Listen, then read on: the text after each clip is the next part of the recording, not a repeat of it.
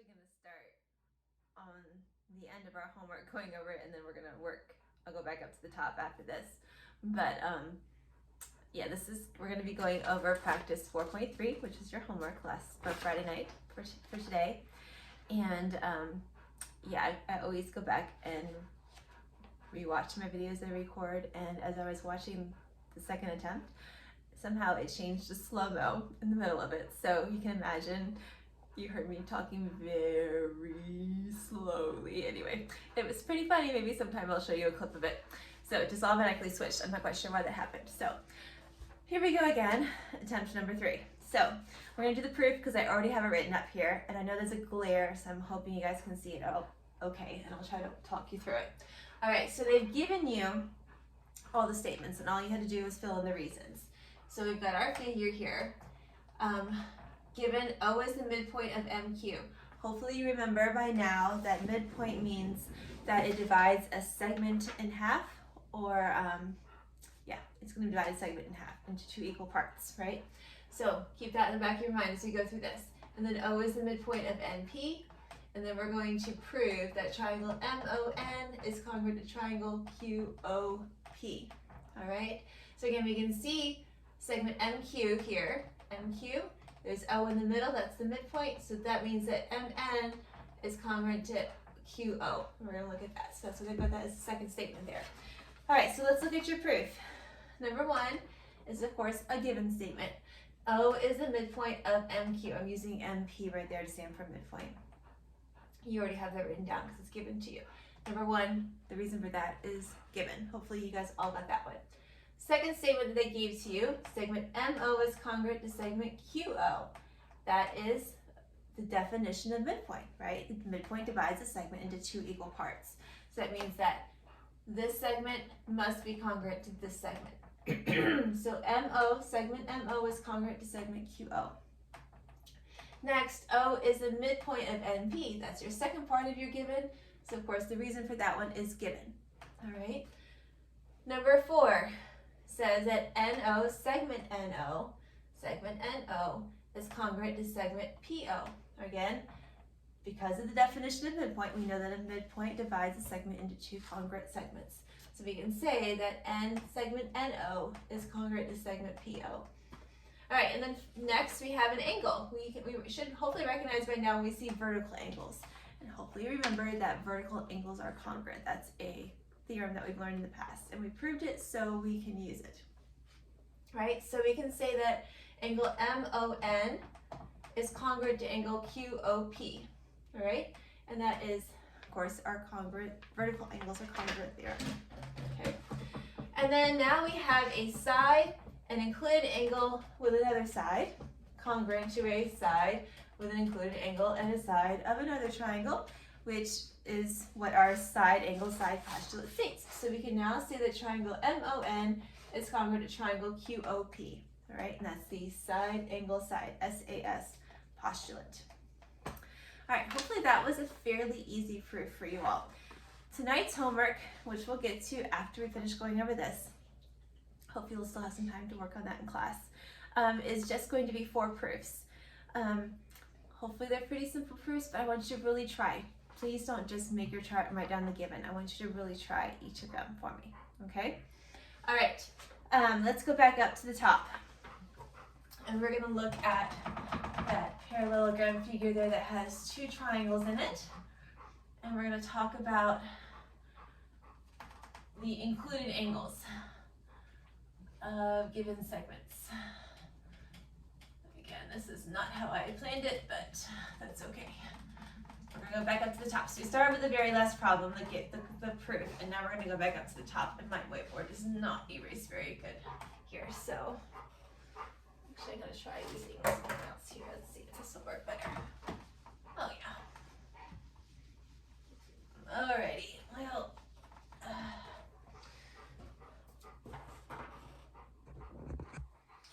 alright, my battery's getting low. Hope I can get this done before my phone dies. Don't want a force take. Alrighty, here we go. Parallelogram side. Parallelogram side. And then we have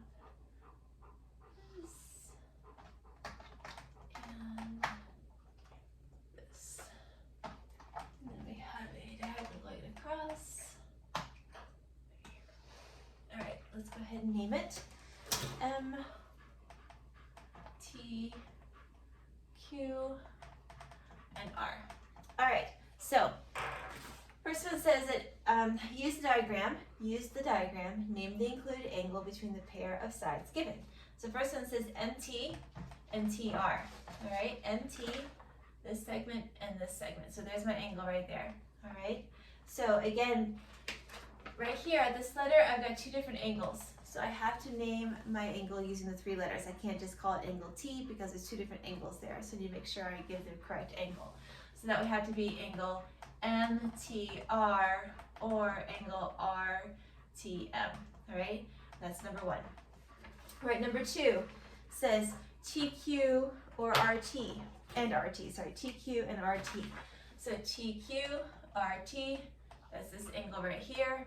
So my name for that one is going to be angle RTQ or angle QTR. All right, next one says number 3, RT and MR. RT, MR, so that's this one down here. So that is going to be, this is number 3. That is angle MRT, MRT, or TRM, TRM. So again, you can go either way with the letters. MRT or TRM. All right, number 4.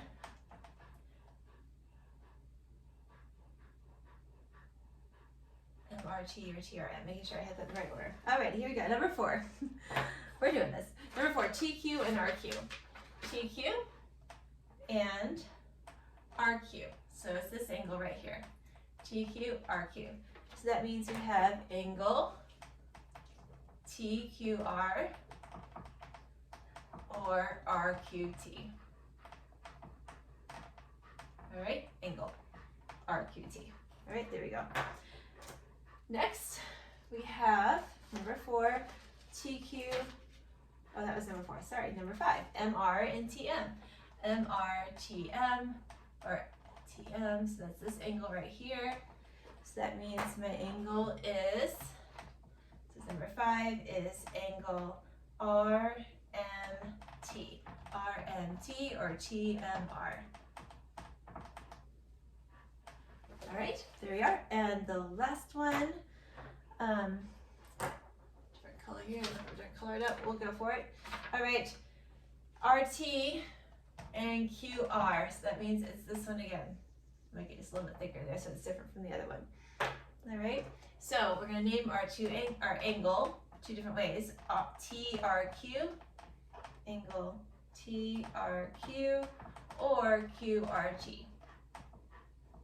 All right, so there you go. That's numbers 1 through 6. All right, for the next set, we have to name the congruent sides of the triangles that are given. All right, so they've given you congruent triangles. Let me just quickly put my caps back on my markers that I took off here so they don't dry any more than they already are.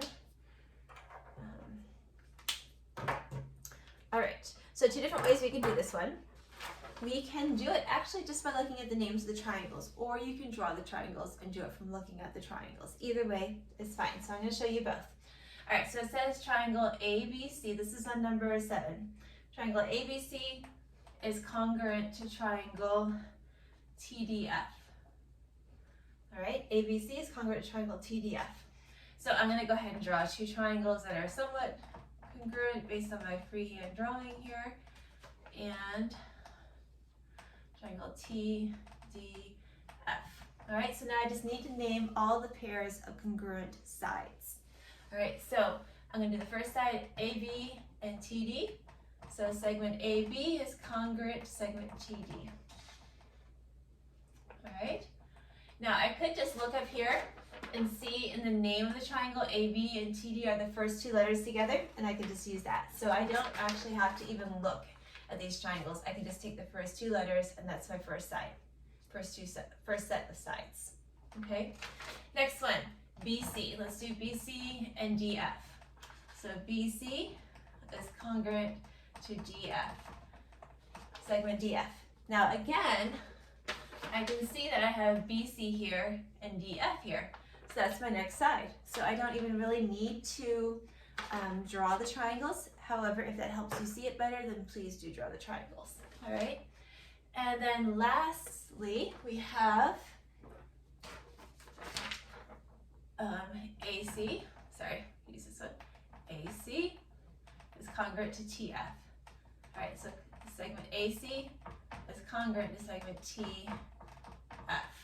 Okay, so I can look for using the first and the last letter, and then the first and the last letter. All right, so that's my third segment, AC and TF. All right, so there's my 3 sets of sides. Again, you can draw the triangles if that helps you see it better, or you can just do it by doing the first 2 letters as the first segments that are congruent, the next set of letters, BC, TDF, as the next 2 that are congruent, and then the first and last as the third line. Again, AB, TD, BC, DF, AC, TF. Okay? All right, I'm just going to read you the answers for numbers 8 and 9. 8, you should have segment DC is congruent to segment FL.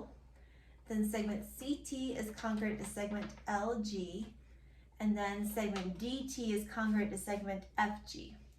Number 9, segment PW is congruent to segment AD. Then segment WR is congruent to segment DE. And then finally, segment PR is congruent to segment AE. So that's for number 9.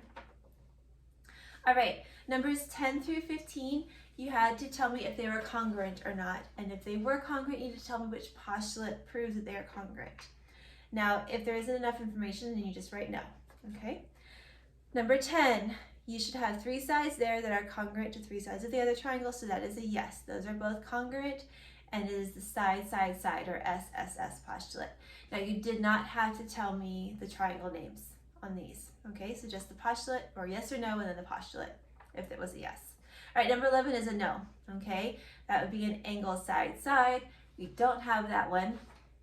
I'll let you guys figure out why we don't have that one, okay? That name would be maybe not appropriate to use. So, alrighty, we're not gonna do that one. That one is not congruent. Number 12, side, angle, side. It is congruent. We have a side, angle, side there. Number 13, side, angle, side again. You have a side, angle, and a side that are congruent to each other on both triangles. So it's yes, it is congruent. Number 14 is no. Those 2 triangles are not congruent.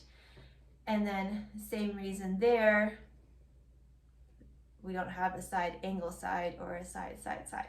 All right. Number 15. 15 is a special case. It could be either. Okay, you've got side, side, side, or you've got a side.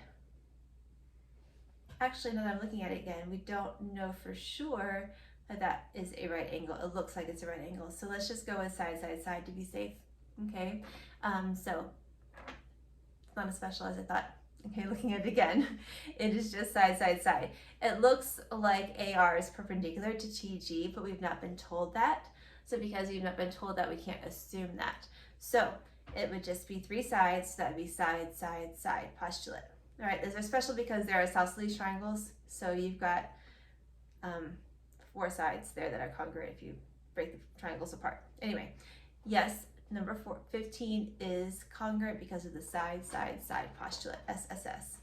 All right, and then number 16 was a proof, and we did that one together. Hopefully that helped with that one. So your homework is to do 4 more proofs. It is written up on my web for you to do. I would like you to please attempt them, draw the drawing, label what's been given, and do your best to work out those proofs.